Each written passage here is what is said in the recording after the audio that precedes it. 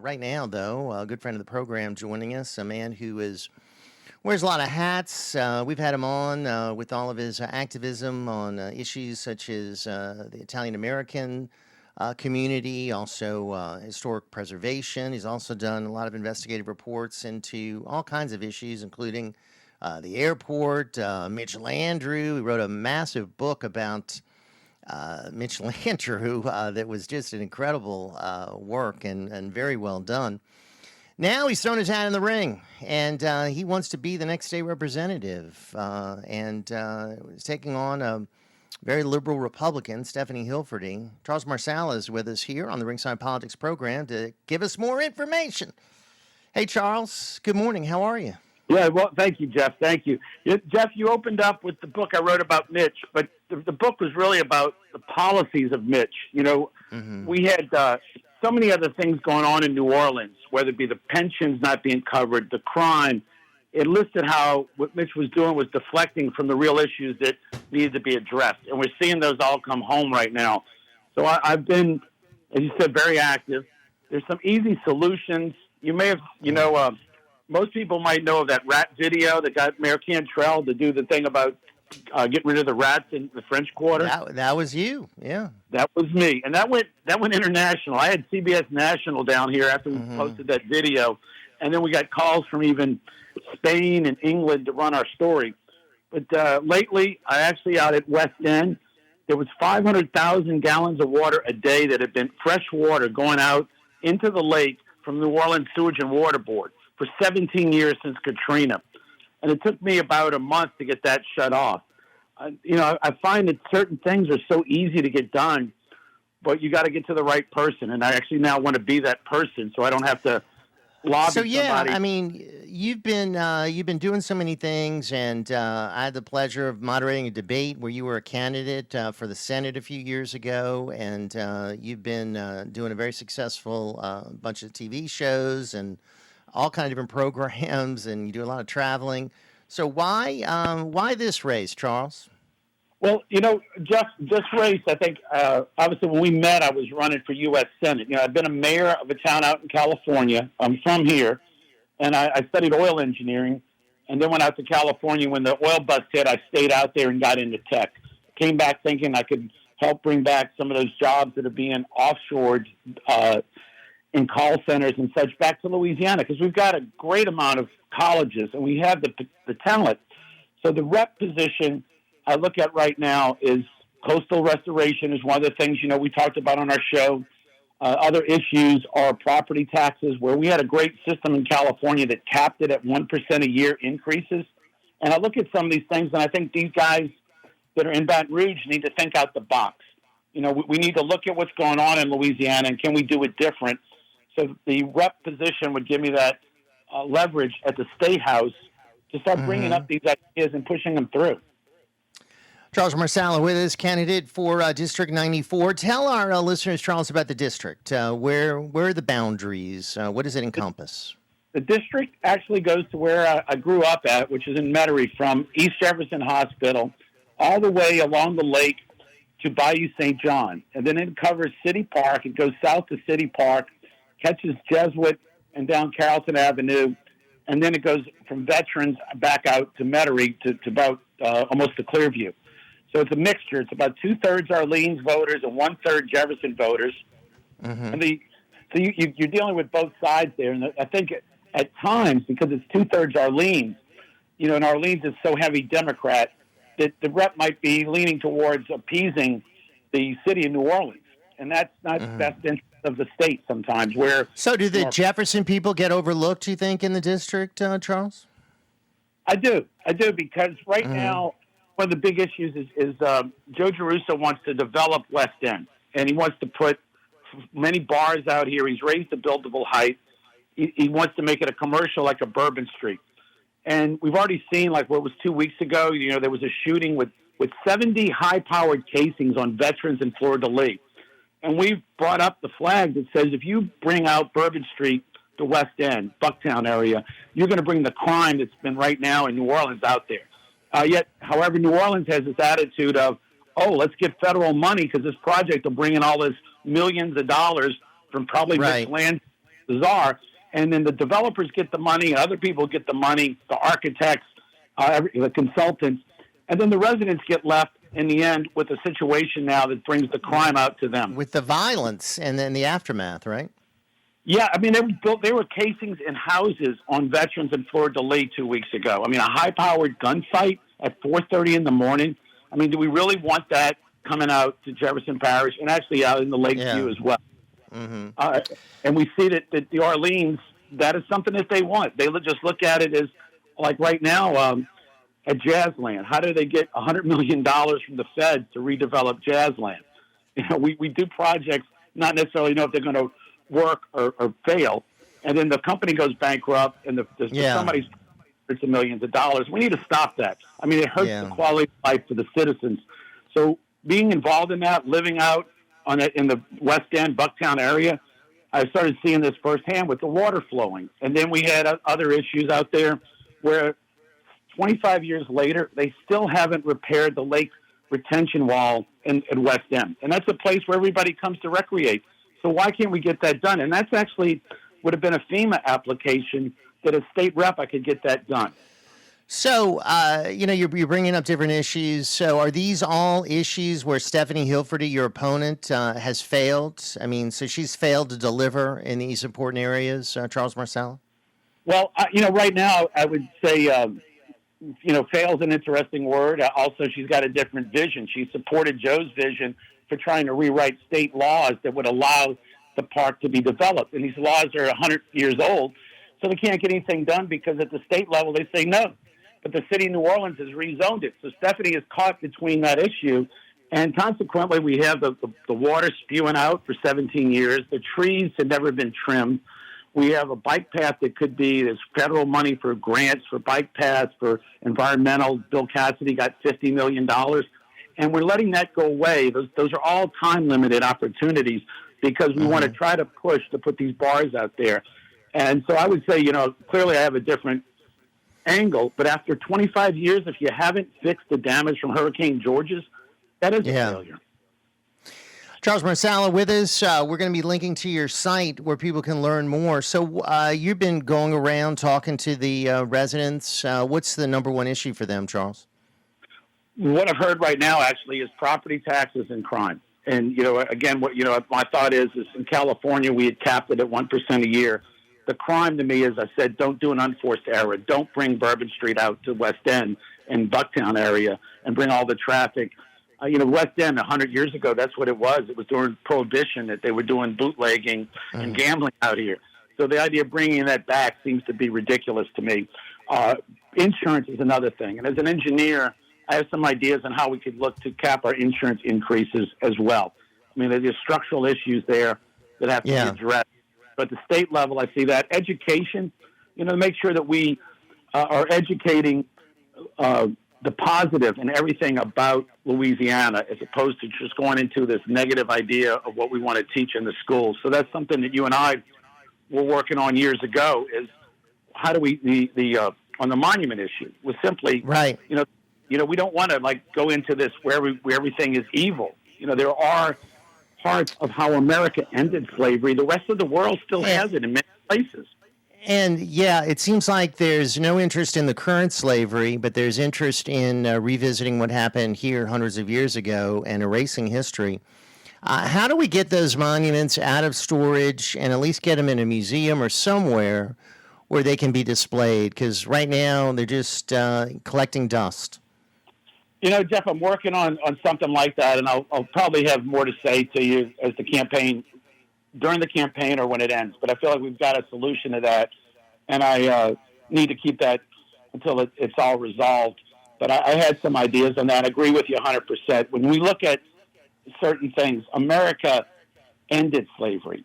You look at the rest of the world. Most of the people, when they buy their shrimp right now, they're buying it from slave shrimping overseas, and yet they're complaining about slavery of 150 years ago. Right. It's amazing what we have in our human trafficking.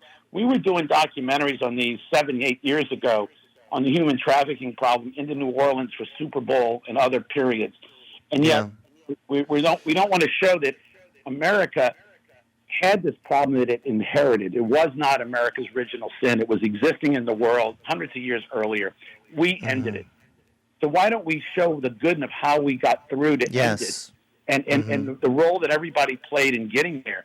So many of these monuments were actually, if you know the whole story of these men, they were people who opposed slavery, but got caught in the middle of the states voting to go, to succeed. And there was many other issues. And, so, to judge people from 200 years ago by today's standards is just inappropriate, unfair. It is counterproductive. And, it's again, ignores what is going on today all over the world. I mean, we're becoming more dependent on China, and they have slave labor. They have child labor there in China. They're committing genocide right now against the Uyghurs, and we seem to be all eager for more Chinese products. So, yeah, it's just insane to me that this is where we're focusing. Now, Charles, as far as the book you wrote about Mitch Landrieu, which I thought was so good, this guy now is in a powerful position in the Biden White House. So he fails here and then gets promoted. What do you make of that? Well, actually, Jeff, that was the name of the book, was Monumental Heist, The Story of Race, A Race to the White House. Now, there was talk at the time that Mitch was going to be a presidential candidate, but he's at the White House now. So the deal was, maybe he's the guy. We're wondering who's pulling the strings. Maybe it's Mitch Landrieu. I mean, we're like, who's really running the show? Because we know it's not Creepy Joe. Could it be Mitch Landrieu? It easily could be. Got a lot of influence. And actually, in my book, one of the chapters I talk about Mitch going to South Carolina for Hillary. So there's other things in that book, the pension plan, the Wisner Fund. We have chapters on the issues in New Orleans that are now the city council's like, oh, we didn't know. I mean, I'm surprised that, they needed to have read the book 5 years ago. Yeah, exactly. That the police pension was going to be short. Well, we wrote about that 5 years ago. Mitch was covering that up. And now he is maybe running the country. He's in the White House. And the story was, by flexing to monuments, we can cover up all these other issues and get to the White House.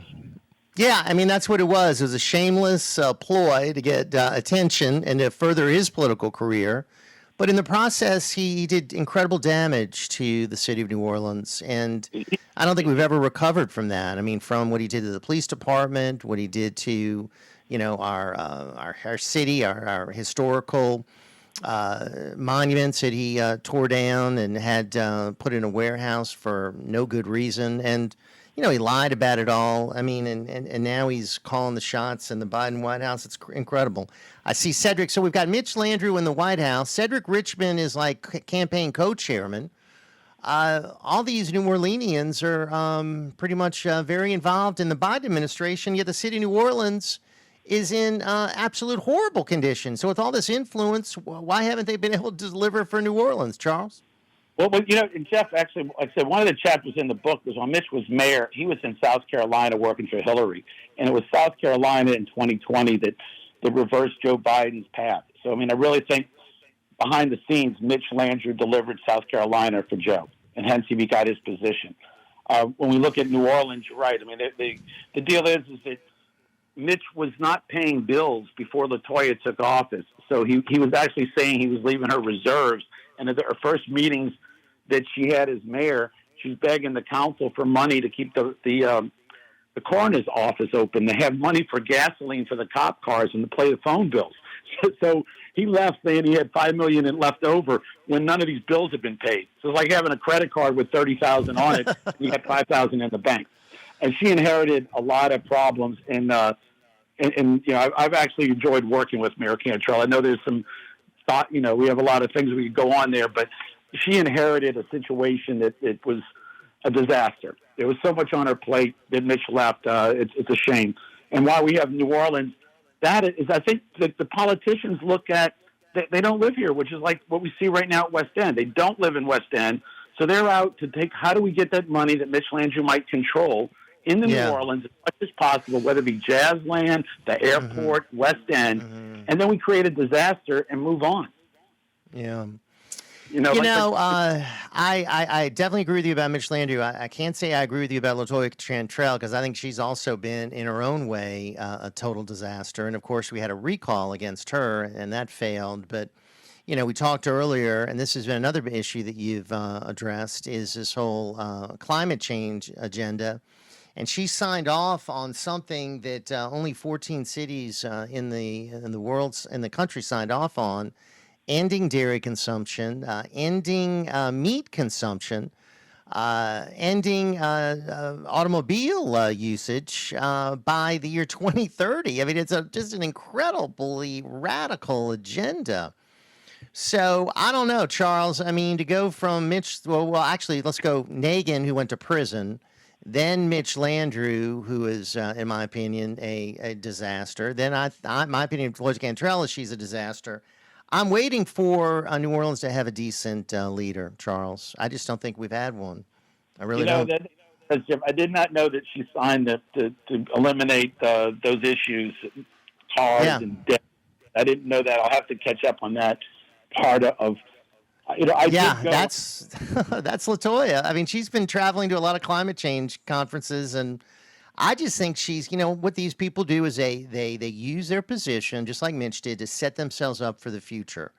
I think she's doing that to set herself up to be, Aspen Institute, some kind of climate warrior, some kind of person in one of these climate change groups. That's my prediction, Charles, is where she's going to end up. Mark, Al, you left out Mark, who's now head of the Urban League. So I mean, going back, Nagin, you can go back another step there, and right.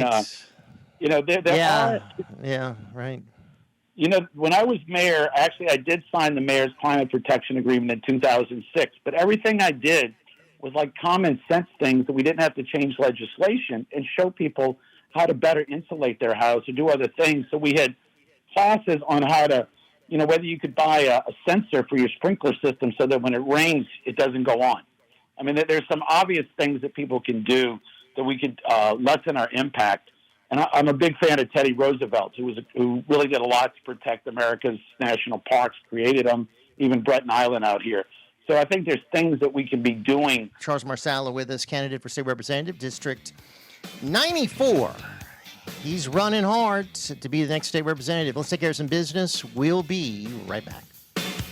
Charles Marsala with us, Jeff Career here, a few more minutes. And I just wanted to give you a little more information about this incredible story that our friend Jack sent me. So 14 American cities signed this pledge to the World Economic Forum to ban meat consumption, dairy consumption, and personal car ownership by the year 2030. And New Orleans is one of the cities. Also, in addition to banning meat, dairy, and private vehicles, they want to limit citizens to buying 3 items of clothing per year and to take one short flight every 3 years. They say it's, quote, to save the planet. But of course, we know that it's a double standard, and they're not going to live by these these guidelines. So anyway, that's the kind of radicalism that we're dealing with. We need issues solved for our economy. You were talking about issues of quality of life. We need a better community for people to live so that, our kids and grandkids can stay here, our friends can stay here, and we're just not competing with these other areas. And it's, a problem of leadership. So we got a chance, Charles Marsala, in this election to put in some people that are going to really focus on the priorities. And this is your opportunity, and I'm glad you're running. You've been an activist for so long, doing so many different things. You've worn so many different hats. I mean, your involvement with the Italian-American community is very strong, right, Charles? Oh, yeah, Jeff, that's been great. I'm actually a president of the American Italian Federation of the Southeast, which has actually got me at the national level. I'm a vice president in 2 national organizations. So actually last year I got to go to Rome. We had meetings at the Vatican for 2 days and at Italian Parliament for 2 days, and we got a picture with the Pope, met the Supreme Court of Italy. Italy is spending about $300,000 next year to promote Italians to come to Louisiana for tourism. So, we have probably 300,000 people in Louisiana, maybe more, that claim some part of Italian heritage in their bloodline. This is a great opportunity. We used to have a little Palermo. I'm trying to get the city of New Orleans to recognize that. We're doing other things up and down the river so that when people come over here from Italy, they have sights to see. That's been great. It's helped me learn and network with a lot of people. I was actually with the gentleman from Ohio last week. I met with him at a meeting we had, and he is Yeah. president of the Fraternal Order of Police in Ohio and friends with the guy here in New Orleans. So, we Wow. overlap. But I do want to, before we run out of time, you're right, my website is marsalaforla.com. And as you know, I have two YouTube channels, Jeff. One is on political issues, which is Charles Marsala, The Smarter Conversation. A lot of the stuff you and I did where we've filmed is on there, where we talk about the airport and other issues. Mm-hmm. And then my cultural show about Louisiana culture, which includes the World War II Museum, efforts to restore the coast, and other nonprofits, human trafficking that they're working on, is simply AWE News. So if somebody wants to learn more about these issues, there's two YouTube channels that they can go to see what we're talking about here, because it's a state position. You represent the district, but you're making decisions for the whole state.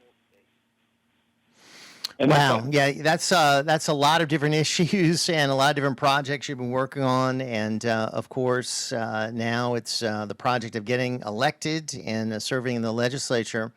As we conclude the segment and our final thoughts here, as far as the main reason why you think you should be chosen, Charles Marsala, as opposed to the incumbent. So why should the incumbent be fired? And that's really what it boils down to. You're asking folks to fire the incumbent and hire you. So give us your best pitch, if you could, Charles. Sure. Well, the incumbent's had 8 years, has one term left, will be a lame duck after this election if she wins. But where we look at, like I said, the easiest example is West End, which is in the heart of her district. That area, 18 years after Katrina, is still an eyesore derelict. And at the state level, I can get that fixed, because right now it's getting the FEMA money and putting it in the budget to get that restored. There's grant money. Nobody is working on that. They just simply want to turn it into Bourbon Street, and they can't because of state law. So I've gotten the water situation fixed. I've gotten the trees trimmed. The next step, I need to be at the state level to get it done. But also crime, as we see it, property taxes, insurance, coastal restoration, being an engineer by degree and practicing. There's so many other things Louisiana's facing that hasn't been done in the last 8 years. So normally, in many cases, you only get 2 terms to do something, 2 4-year terms. Why go to a third 4-year term? You got 8 years. What did you get done? Here, let me get in. Let me look at these things and see. Because I've traveled the state a lot, I know the reps. I can hit the ground running because I know many of the people in the legislature. Okay. I've spoken there times. I'll get in there. We'll get these things clean. We'll Charles, we're up against it, my friend. We'll link where people can learn more. And, of course, we'll have you back on before the election. And wish you the best, my friend. Thanks so much for being with us. Charles Marsala with us right here on Ringside. Thank you, sir. Candidate for State Representative District 94. And we'll link on the podcast page where you can learn more about Charles and what he's doing.